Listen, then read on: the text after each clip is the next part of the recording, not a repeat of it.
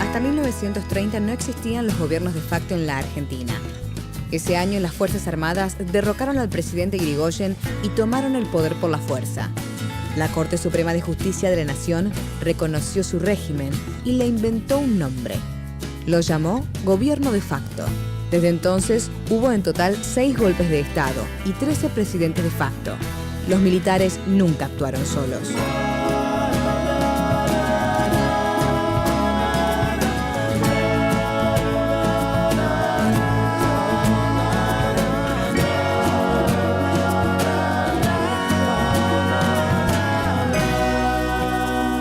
Esta serie cuenta la historia de esos hombres y de las corporaciones que los sostuvieron.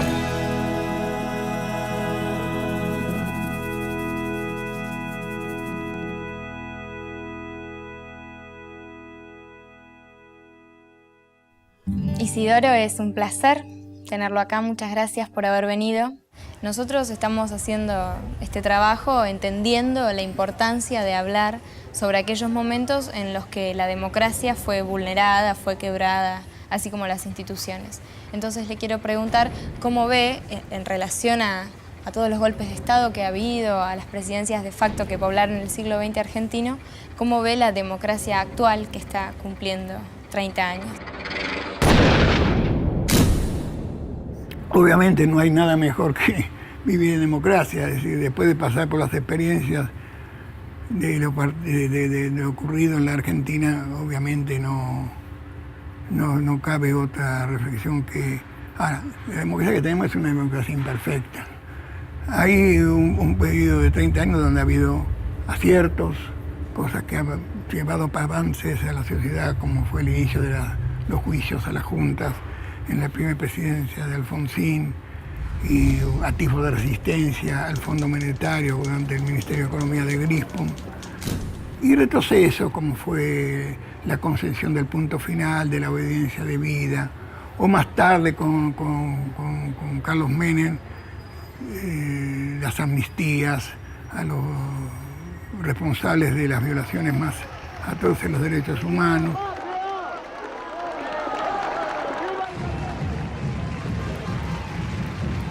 El doctor Raúl Ricardo Alfonsín hace entrega. Pero bueno, no hay democracias perfectas. Bueno, vamos a llegar a los 90 y ahí te quiero preguntar primero por el Pacto de Olivos, que me parece muy importante comprenderlo. En ese Pacto de Olivos hubo 2 elementos que, a mi juicio, 2 errores enormes que hay que revisar. Me alegro que me hayas preguntado esto, porque la Argentina necesita urgentemente rever la Constitución del 94. Porque en ese Pacto de Olivos, el acuerdo entre Alfonsín y Menem dejaba absolutamente al margen, era un acuerdo a libro cerrado, donde no podías discutir la parte dogmática de la Constitución. Porque la parte dogmática de la Constitución corresponde a 1853, una época en donde te permitía escribir muy suelto de cuerpo, lo que dice el artículo 22. En esta Constitución se establece que, comillas, el pueblo no delibera ni gobierna, sino por medio de sus representantes. Esto es un horror, ¿no es cierto? Pero un horror que se explica porque en el liberalismo de mediados del siglo XIX era obvio que el pueblo no deliberaba ni participaba. Hoy en día, seguir teniendo una constitución que diga el pueblo no delibera ni participa, ¿qué quiere? Un pueblo de autómatas. Claro.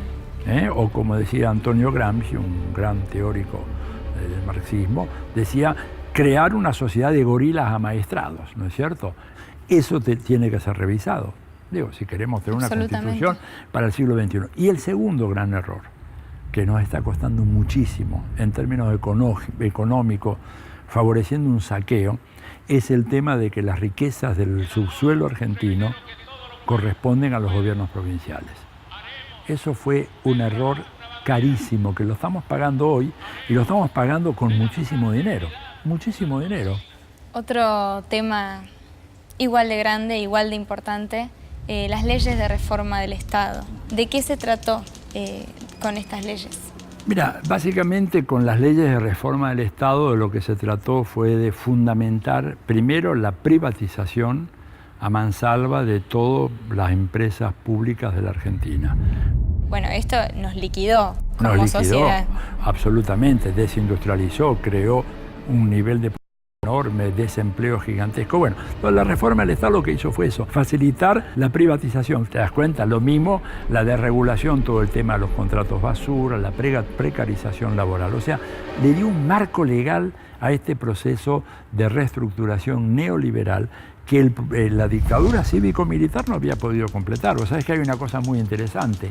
En el año 95-96, Martínez de Oz saca un libro muy interesante, no recuerdo el título ahora, pero el libro decía, bueno, finalmente Menem y Cavallo están haciendo lo que nosotros no pudimos hacer durante los años él no dice la dictadura, dice durante los años del proceso. Ahora, vos fíjate, es muy interesante, el libro ni bien salió, Cavallo mandó a hacer una operación gigantesca de las principales librerías del centro de la ciudad de Buenos Aires, levantando ese libro, que desapareció.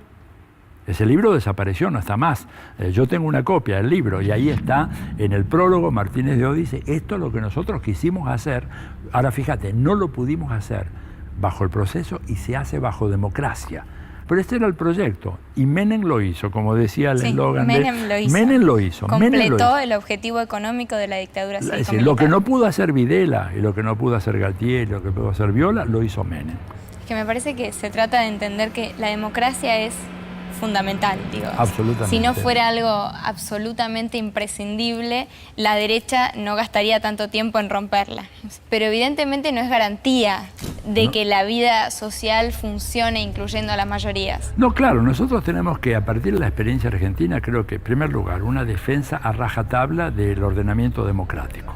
Por más defectuoso que haya sido a lo largo de los 30 años en algunos momentos, pero digamos, no podemos tener la menor duda. Por eso digo, tal vez volvemos a eso después, la ley de medios es absolutamente fundamental. Digamos, porque si no garantizás el flujo de información y que la gente pueda escuchar diferentes opiniones sobre los temas que hacen al interés público, no tenés democracia que funcione. Ahora, ¿por qué? Bueno, porque ahí entra a jugar un señor que no le gusta que lo llamen por su nombre, esto es una metáfora de Bertolt Brecht, y ese señor se llama capitalismo. Digo, la lógica del capitalismo es una lógica que tiende a la creación de desigualdad.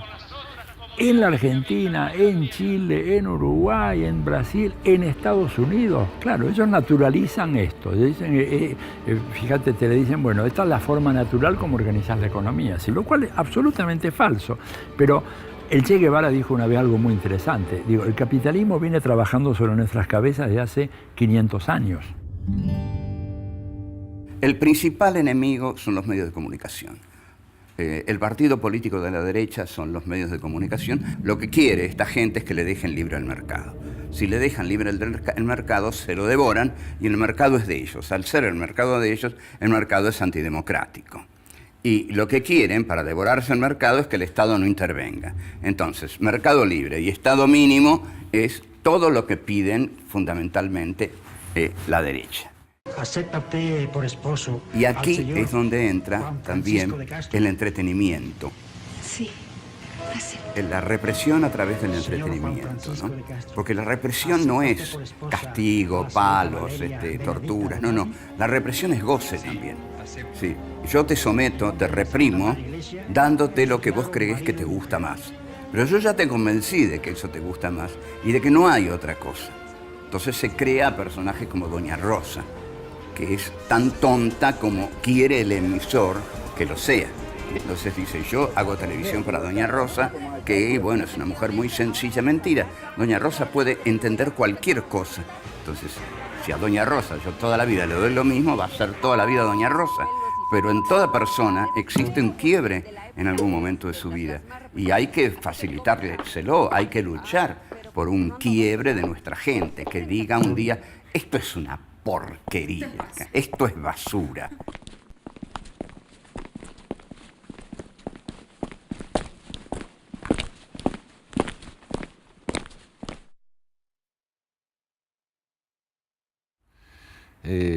Somos un país pluriétnico, somos un país pluricultural.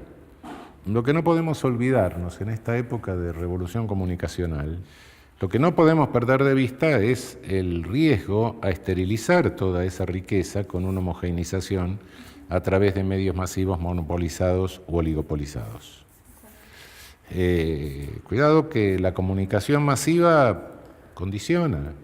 Es cierto, no condiciona todo. Bueno, uno siempre tiene, incluso la más terrible de la dictadura, uno tiene siempre la posibilidad de hacer algo. Sí, pero, de resistir o de que la recepción de mínima sea activa. Algo puede hacer, pero de cualquier manera condiciona y determina mucho. Nos condiciona gustos, nos condiciona modas, nos condiciona vínculos afectivos, nos condiciona sexualidad, nos condiciona creencias, aparte de crear realidad, porque la realidad yo no la veo, no sé qué es la realidad, así en términos, no voy a ponerme a discutir 5.000 años de filosofía, pero de cualquier manera, si tomo el dato de lo que está sucediendo, yo no sé lo que pasa en Siria, sé lo que está pasando porque me cortan un pedazo de película y me lo muestran. Y como veo una imagen, creo que estoy viendo la realidad, ¿no? Lo que estoy viendo es un pedazo de película de cine continuado, no me muestran cómo empieza, no me muestran cómo termina. Y ese corte, bueno, necesariamente no puede ser de otra manera. Es un corte que siempre tiene algo de arbitrariedad, o puede tener algo de intencionalidad o no, pero no importa. Algo de arbitrariedad en el corte hay. Lo que pasa es que fundamentalmente la televisión, al darme la imagen, me hace creer que tengo el contacto directo con la realidad. Es verosímil. Me crea la realidad. Entonces, cuidado, que ahí necesito tener un pluralismo muy cuidado, porque tenemos distintas creaciones de realidad. Es decir, a través de esa construcción de realidad nos vamos reafirmando. Primero vemos eso, después lo tomamos como realidad, pero después vamos a la carnicería, a la panadería y hablamos con el vecino, que nos dicen, vio tal cosa, y entonces nos vamos reafirmando persona a persona que eso es así. Es como el cuento de García Márquez, ¿lo conoce? Sí, claro.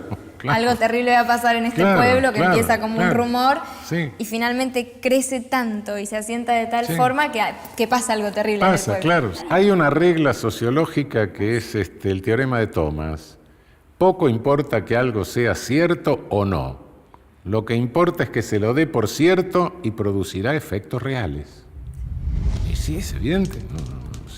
Si digo que va a quebrar el banco y todos van corriendo al banco a sacar el dinero de su cuenta, quiebra el banco. Quiebra. Sí, quiebra en serio. Por más de que no estuviera por quebrar. Que no estuviera por quebrarse, ¿no?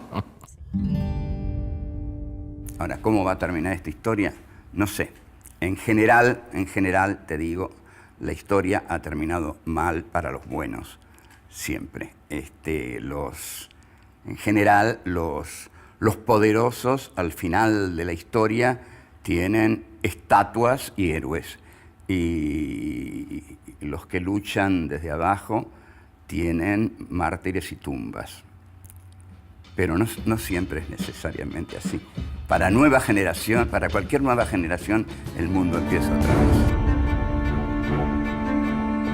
Habiendo hecho una descripción somera de la década del 90, entendiendo cómo se privatizó, cómo se achicó el Estado, cómo esto sin duda repercute en la educación y en la salud, que pasan a no estar a disposición de la mayoría de la población, llegamos a lo que se ha llamado el estallido del 2001, esta crisis social profunda, así que te quiero pedir como un pantallazo o una mirada de ese momento. Sí, esto fue la crónica de una muerte anunciada. Uno podría decir que era evidente que la convertibilidad no se iba a sostener, que no iba a tener un aterrizaje suave, sino un aterrizaje catastrófico. Estaba escrito. El gobierno de la Alianza y Cavallo y la convertibilidad significaron una estafa gigantesca a la población. Condenar a más de 6 millones de personas a la desocupación, condenar a más de la mitad de la población a caer por debajo de la línea de la pobreza, sufrir los horrores de una hiperinflación que acabó con sus ahorros, que no les permitía prácticamente comer. Y por lo tanto la respuesta fue que la clase política desapareció de escena. La gente ahora tal vez se olvida, pero en aquella época la dirigencia política de todos los partidos, y ahí la consigna aquella que se vayan todos, durante 3 meses no había un solo político en la calle.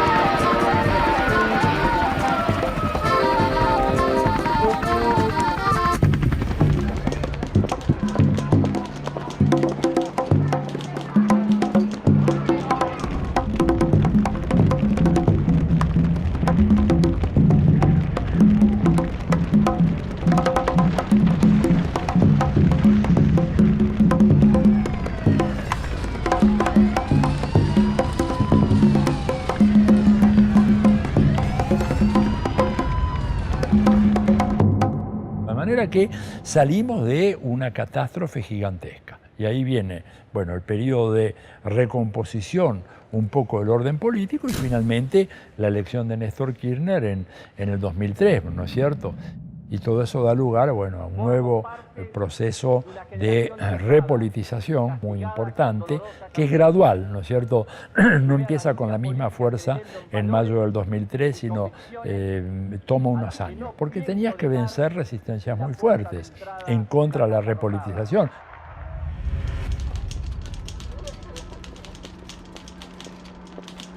Y acá en Argentina de a poco se va produciendo esa repolitización que tiene que ver con 2 hechos, uno notable, que es la celebración del bicentenario de nuestra independencia, y otro luctuoso, que es la muerte de Néstor Kirchner, ¿no? Y eso produjo una eclosión de participación, sobre todo juvenil, y de repolitización, que es muy importante, y me parece que es un signo muy positivo.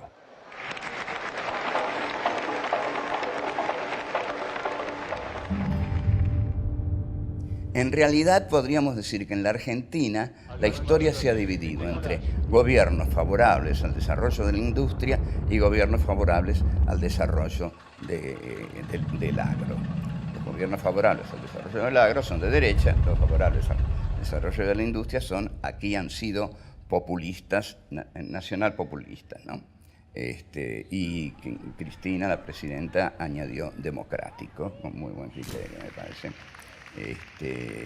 Porque la democracia es un valor de nuestro tiempo. Y lo que está pidiendo el populismo es intervención estatal en todos los terrenos y con el Estado regular el mercado e impedir que los monopolios se lo devoren, con lo cual se llega a una democratización del mercado.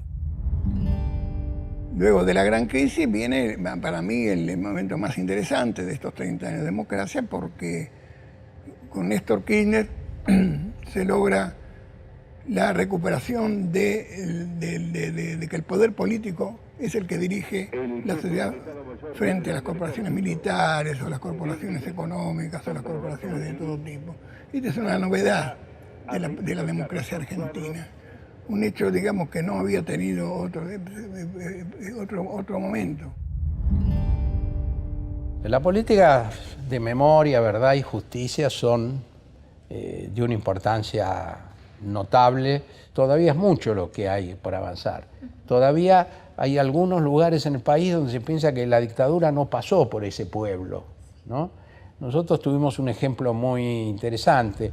La primera actividad que hicimos en el Centro Cultural de la Memoria Haroldo Conti fue un concurso de un premio para ensayos, donde ganó un trabajo que hablaba de una abuela que había recuperado un niño y había vuelto a su pueblo, la ciudad de Victoria, en Entre Ríos. Y a partir de la repercusión que tuvo este caso, empezaron a salir otros casos, y entonces se terminó con el mito de que la dictadura allí no había existido, porque allí también había habido presos, desaparecidos, torturados, diarios cerrados, gente que tuvo que irse de la provincia. Entonces, esa historia de cada una de las ciudades y de los pequeños pueblos de la Argentina durante la dictadura militar todavía está por construirse, pero me parece que estamos avanzando mucho en ese sentido. La historia que se nos ha enseñado, y la historia, en mi generación, la historia que se enseñaba era horripilante. Aparte, en las clases más aburridas del mundo. Uno tenía que acordarse de una serie de cosas. En la versión mitrista de la historia, no nos damos cuenta de cómo se ha reelaborado, afortunadamente, y cómo se ha puesto en discusión la historia en las últimas décadas, pero eso recién hoy está llegando, en los últimos años está llegando a nuestra enseñanza, fundamentalmente a la primaria, a la secundaria. Se nos van cayendo algunos mitos, van apareciendo algunos nombres que estaban borrados, que estaban ignorados. Sí, efectivamente, sí. Ha habido un fenómeno que realmente, sobre lo de la última dictadura, que creo que es definitorio y que creo que es el mérito que le tenemos que reconocer a Alfonsín, que fue el juicio a las juntas. Sin el juicio a las juntas no podríamos estar haciendo esto, porque el juicio a las juntas fue el que puso en claro lo que había pasado. Si a las mujeres que se lo merecen, hay que dárselos en vida. A la vuelta de los años, habiéndose cumplido 30 años del retorno a las urnas, en el caso particular del juzgamiento del pasado reciente, la cuenta final te da que esta es la sociedad más avanzada del mundo en términos jurídicos y de movilización popular respecto del juzgamiento de esas atrocidades. Me parece que no hay que perderlo de vista. De manera que yo quiero rescatar el papel que ha tenido la parte significativa de la sociedad argentina. Las madres son significativas. Las madres, las abuelas, los organismos son decisivos a la hora de la estructuración de un relato, de una política, de la consecuencia en la búsqueda de un logro. Me parece que esto ha tenido una incidencia fuerte en la sociedad. En primer lugar, creo en relación a los juzgamientos. Es decir, me parece que sigue habiendo una mayoría social que considera necesario seguir avanzando en los juicios, a pesar que hay a veces ciertas formas ciertos discursos que introducen la idea de terminar con los juicios de un modo muy poco claro, ¿no? Como diciendo, bueno, ya hay demasiados condenados, no nos vamos a pasar toda la vida, no queremos incertidumbre, como si vos o yo tendríamos que tener alguna incertidumbre. Incertidumbre tendrán los que todavía están esperando para ser juzgados, ¿no? Pero que las políticas de juzgamiento a los responsables se sigan llevando adelante es una condición para darle sentido a todo lo otro, porque imaginemos qué absurdo sería estar hoy haciendo un espacio de memoria en la ESMA si no estuvieran condenados los que hicieron de eso un lugar emblemático del horror. Como presidente de la Nación Argentina, vengo a pedir perdón del Estado Nacional por la vergüenza de haber callado durante 20 años de democracia. Y hablemos claro, no es rencor ni odio los que nos guía y me guía, es justicia y lucha contra la impunidad. Y a los que hicieron este hecho tenebroso y macabro de tantos campos de concentración como fue la ESMA, tienen un solo nombre: son asesinos repudiados por el pueblo argentino.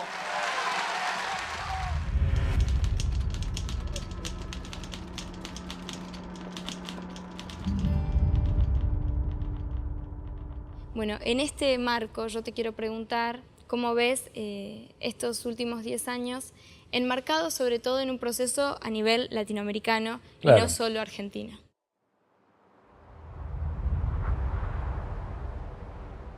Primero, digamos que yo quiero marcar el hecho de que en este país, a diferencia de cualquier otro, se ha logrado enjuiciar y castigar a los culpables de la represión y del genocidio.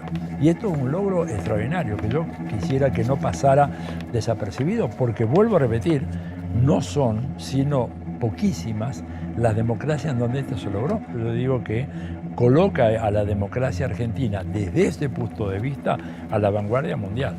Es decir, y somos un ejemplo para todo el mundo, ¿verdad? Juicio y castigo a los represores.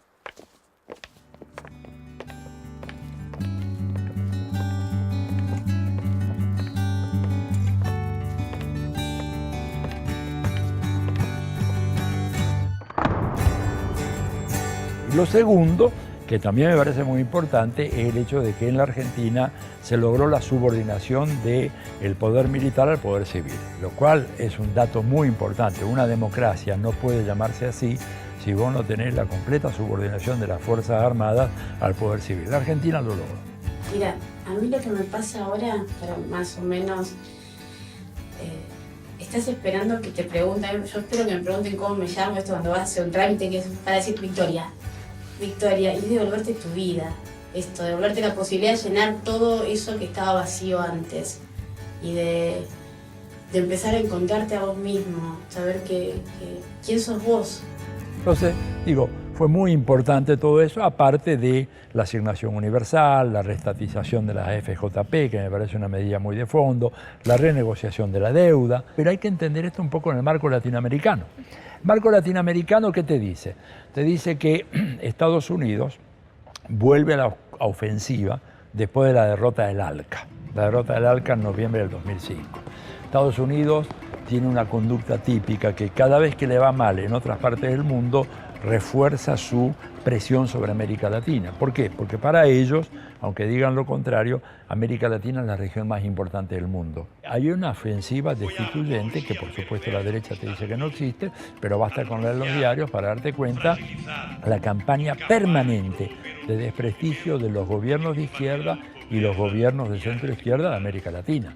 El Lula lo ha dicho con todas las letras. Dice, cuando mi prensa critica al gobierno, ejerce la libertad de prensa. Cuando el gobierno se defiende de las críticas de la prensa, hay un ataque del gobierno a la libertad de prensa. El otro puede mentir y eso es libertad de expresión. Si yo digo es una mentira, estoy censurando a la prensa, dijo Lula. Bueno, lo estamos viendo en toda América Latina. Entonces, en ese contexto, muy difícil la tarea de perfeccionar las instituciones democráticas, pero hay que seguir dando la batalla hasta el fin. Termino con esta frasecita. El 10 de febrero del 2012 tuve la enorme suerte de estar en una reunión informal que organizó el comandante Fidel Castro en Cuba. Una reunión que se programó para 1 hora y media y que Fidel la estiró a casi 10, ¿verdad? Sería largo contar los detalles. En un momento determinado uno le dice, bueno, pero comandante, ante este cuadro tan preocupante de la escena internacional, ante esta renovada agresividad, tenemos 76 bases militares norteamericanas en América Latina. Yo le pido a los televidentes que piensen, 76 bases militares norteamericanas en América Latina. ¿Para qué son? Digo, no son para mirar los pajaritos, son para apoderarse de los recursos que tiene esta región. Bueno, le dicen, bueno, comandante, ¿qué podemos hacer? Y entonces este señor, ya muy mayor, por eso me emocionó mucho, en ese momento había cumplido ya 86 años, y dice, miren, aunque nos dijeran que al planeta Tierra le quedan 10 años de vida, nuestro deber sería igual luchar y luchar hasta el fin. Es decisivo. Este es un periodo decisivo en la historia de América Latina, porque nuestro destino ahora es recolonización o independencia. Así que tenemos un camino que tenemos que enfrentarlo sabiendo de lo que se trata. El pueblo quiere saber de lo que se trata.